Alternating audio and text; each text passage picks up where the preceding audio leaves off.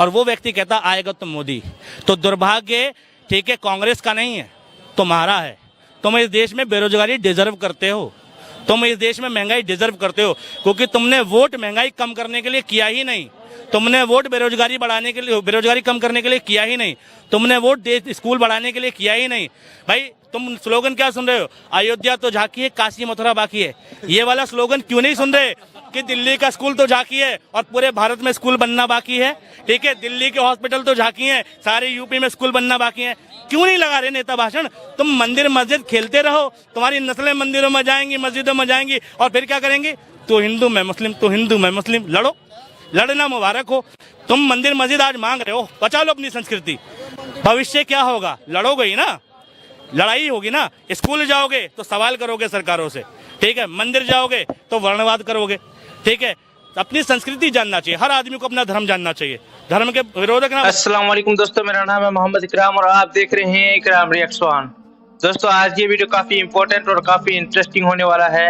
एक मुस्लिम भाई ने कुछ अंधभक्तों की कोई किया बोलती बंद। वीडियो काफी इंटरेस्टिंग और काफी इंपॉर्टेंट होने वाला है, तो वीडियो को एंड तक के जरूर देखने की कोशिश करना, और वीडियो को अभी तक लाइक नहीं किया तो लाइक शेयर एंड सब्सक्राइब। तो चलिए वीडियो को स्टार्ट करते हैं बिना कोई टाइम वेस्ट के।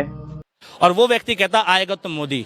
तो दुर्भाग्य ठीक है कांग्रेस का नहीं है, तुम्हारा है। तुम इस देश में बेरोजगारी डिजर्व करते हो, तुम इस देश में महंगाई डिजर्व करते हो, क्योंकि तुमने वोट महंगाई कम करने के लिए किया ही नहीं, तुमने वोट बेरोजगारी बढ़ाने के लिए, बेरोजगारी कम करने के लिए किया ही नहीं, तुमने वोट देश स्कूल बढ़ाने के लिए किया ही नहीं। भाई तुम स्लोगन क्या सुन रहे हो, अयोध्या तो झांकी है काशी मथुरा बाकी है। ये वाला स्लोगन क्यों नहीं सुन रहे कि दिल्ली का स्कूल तो झांकी है और पूरे भारत में स्कूल बनना बाकी है। ठीक है, दिल्ली के हॉस्पिटल तो झांकी है, सारे यूपी में स्कूल बनना बाकी है। क्यों नहीं लगा रहे नेता भाषण? तुम मंदिर मस्जिद खेलते रहो, तुम्हारी नस्लें मंदिरों में जाएंगी, मस्जिदों में जाएंगी, और फिर क्या करेंगे? तो हिंदू मैं मुस्लिम, तो हिंदू मैं मुस्लिम। लड़ो, लड़ना मुबारक हो। तुम मंदिर मस्जिद आज मांग रहे हो, बचा लो अपनी संस्कृति।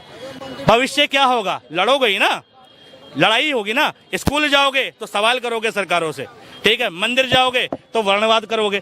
ठीक है, अपनी संस्कृति जानना चाहिए, हर आदमी को अपना धर्म जानना चाहिए, धर्म के विरोधक ना बनो, भगवान को मानना चाहिए, लेकिन धर्म की आड़ में राजनीति नहीं करनी चाहिए, ना राजनीति करने वालों का समर्थन करना चाहिए।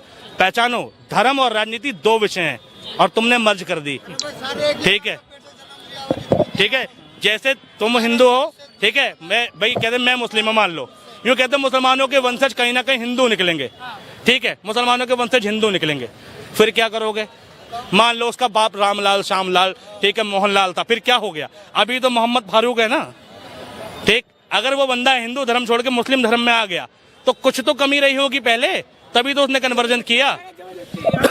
जब्ती कराया था, अपनी मेरी को नहीं आता है, कर ले मुझे कोई बोले। हाँ, औरंगजेब, नहीं नहीं नहीं, एक मिनट, नहीं सही बोल रहे, इन्होंने कहा जबरदस्ती कराया। सुनो, अच्छा सुनो, एक मिनट, जबरदस्ती करा दिया, मान लिया, औरंगजेब ने करा दिया, बाबर ने करा दिया, गर्दन चाकू की नोक पे करा दिया, एक पीढ़ी का करा दिया, फिर बाबर मर गया। ठीक, बाबर चला गया 1500-1700 में, अंग्रेज आ गए, फिर कौन सी जबरदस्ती थी जो बने रह गए? फिर वापिस हिंदू हो जाते, फिर हो जाओ हैं। अरे धर्म में भाई बुराई नहीं थी तो बने रह गए, धर्म में अगर गड़बड़ होती वापस हिंदू हो जाते। अरे मुझे आज मेरे धर्म में गड़बड़ निकलेगी, मैं कहूंगा भैया मैं नहीं रहना चाहता, मैं दूसरा धर्म अपना लूंगा। भारत में धार्मिक स्वतंत्रता का अधिकार है, जो भीमराव अंबेडकर ने बहुत पहले दे दिया कि कोई भी व्यक्ति किसी भी धर्म को मान सकता है। फिर जबरदस्ती किस चीज की? अगर आजादी के बाद तुम जबरदस्ती की बात कर रहे हो तो तुम मूर्ख हो। आजादी के बाद तो कोई भी व्यक्ति किसी भी धर्म को मानने के लिए स्वतंत्र है। भाई अब मुसलमानों में सुनो, मुसलमानों में एक लाइन है, देखो सुनो, आधा सच पूरे झूठ से ज्यादा खतरनाक है। मुसलमानों के धर्म के बारे में बता रहा हूँ, मुसलमानों की किताबों में लिखा है, मुसलमानों अपनी तादाद में इजाफा करो। ध्यान से सुनना, अरे भाई साहब सुनो, मुसलमानों की किताब में लिखा है, मुसलमानों अपनी तादाद में इजाफा करो, ताकि मैं मोहम्मद रोज कयामत तुम्हारी आबादी को देखकर तुम पर नाच करूं। ठीक, अब इससे तुम मुराद क्या लोगे? इससे तुम मुराद लोगे कि मुसलमानों को कहा जा रहा है कि तुम बच्चे पैदा करो, जबकि कुरान को समझना हर किसी के बस की बात नहीं है। मुसलमान अपनी तादाद में इजाफा करो का मतलब यह है कि अपने धर्म को इतना अच्छा रिप्रेजेंट करो, अपने धर्म की इतनी अच्छाइयां रिप्रेजेंट करो, इतनी मॉरलिटी लाओ, इतनी चैरिटी करो कि दूसरे लोग तुम्हारी अच्छाइयां देख के तुम्हारे धर्म में सम्मिलित हो जाएं और तुम्हारी जनसंख्या बढ़े। ये है, ठीक है, धर्म को समझना तुम्हारे बस की बात नहीं है, धर्म बताता कुछ है, तुम समझते कुछ हो। ठीक है, मौलाना ने गलत डिस्क्रिप्शन कर दिया तो तुम कुछ और समझ गए। भाई कुरान में ये भी लिखा है कि मत जाओ नमाज की तरफ, मत पढ़ो नमाज तुम। ठीक है, तो क्या मतलब वो कह रहा है कि नमाज मत पढ़ो? नहीं, वो कहता उस वक्त जब तुम नशे की हालत में हो। ठीक है, क्यों? क्योंकि तुम नशे में होगे तो तुमसे गलतियां होंगी। ठीक है, और शराब हराम है। शराब हराम है, क्यों हराम है? क्योंकि शराब सारे ऐप देती है। ठीक है, एक आदमी को 3 टास्क दिए गए कि तुम एक औरत के साथ बलात्कार कर दो, दूसरा एक इस बच्चे को चाकू मार दो, और तीसरा उसके बच्चे को चाकू मार दो, और तीसरा शराब पी लो। तो उस आदमी ने कहा कि गुनाह मुझे करना है तो मैं किसी और को तकलीफ क्यों दूंगा? उनने कहा शराब ही पी लेता हूँ, सिर्फ मुझे गुनाह होगा। उनने शराब पी, शराब पीने के बाद सुरूर आया, दिमाग फिरा, पहले बलात्कार किया। ठीक, शराब पीने के बाद, और बलात्कार किया तो उसका बच्चा चिल्लाया तो उस बच्चे का कत्ल किया। इसलिए शराब हराम है, क्योंकि अगर वो शराब ना पीता तो बाकी के 2 गुनाह भी नहीं होते ना। ठीक, बाकी के 2 गलत काम भी नहीं होते। हर धर्म अच्छा सिखाता है, हिंदू धर्म में भी। भगवान राम ने बहुत अच्छी बात बताई है। रावण जब सीता मैया को उठा के ले गया तो मंदोदरी के सामने रोया कि इतने दिन से सीता मेरे पास है, लेकिन मैं कभी सीता को स्पर्श नहीं कर पाया। ठीक, क्यों नहीं कर पाया जी? कि भाई कहते तुम तो शक्तिशाली कर सकते हो, कहते नहीं, मैं चाहता हूँ सीता मुझे खुशी खुशी स्वीकारे। तो मंदोदरी ने आइडिया दिया कि तुम एक दिन राम का वेश बनाओ।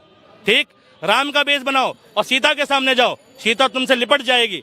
तो रावण ने पता है क्या कहा? तुझे क्या लगता है मैंने ऐसा नहीं किया? कहता मैंने राम का वेश बनाया, राम जैसे केश किए, राम जैसे वस्त्र पहने, राम जैसा श्रृंगार किया। और उस वक्त कहता क्या हुआ? जब जब मैं राम का वेश बनाता हूँ मुझे मेरी बीवी, ठीक है, मुझे मेरी बीवी के अलावा सारी दुनिया में माँ बहन नजर आती है। यानी हर औरत मुझे मेरी माँ बहन लगती है। ठीक, ये रावण ने कहा राम के बारे में कि अगर राम का सिर्फ तुम कपड़े पहन लो, उसकी जैसी वेशभूषा बना लो, ठीक, सिर्फ राम जैसा बन जाओ, तो तुम गलत करने की सोच नहीं सकते। और आज भारत में बताए क्या हो रहा है? उसी राम के नाम पर लोग कत्ल कर रहे हैं। जय श्री राम बोल, जय श्री राम। तुम राम के भक्त हो, राम का वेश बनाने के बाद तुम राम की गलत सोच नहीं सकते और तुम राम का नाम लेकर कत्ल कर सकते हो। यह रामायण सिखाती है। या तो तुम अपने धर्म को नहीं जानते, ठीक है, या राजनीति के चक्कर में पागल हो। ठीक है, पागल ही हो तुम भैया राजनीति के चक्कर में।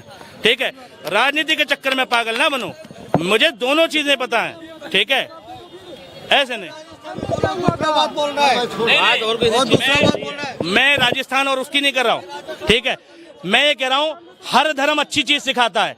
हमें धर्मों से अच्छी चीजें उठानी चाहिए, गलत चीजें नहीं उठानी चाहिए।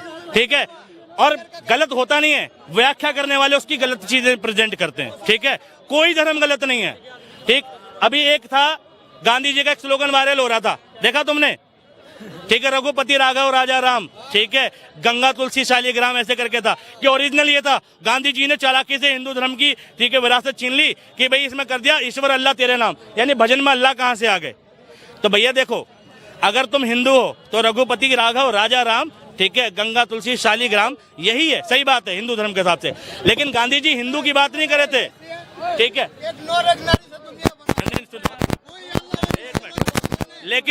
लेकिन गांधी जी हिंदू धर्म को रिप्रेजेंट नहीं करते।